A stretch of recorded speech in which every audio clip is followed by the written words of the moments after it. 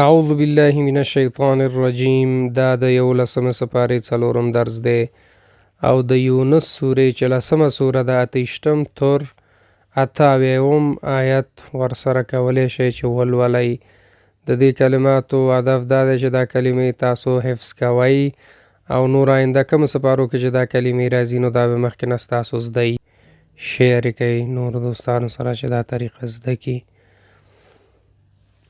فزیلنا بینهم، بیا به موږ جدایي راولو په منځ د دوی کې.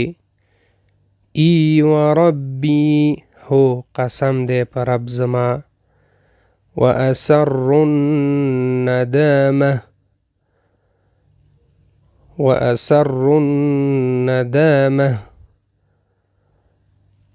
او دوی به پټوي پښیماني.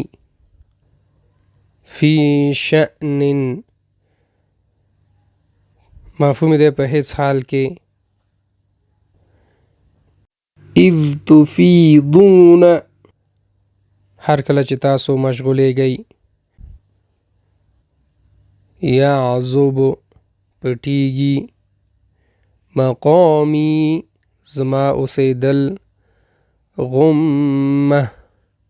غمتن، مفهوم دی څه شک. ثم قضو، بیا وکړئ. لتلفتنا، چې ته واړوي موږ.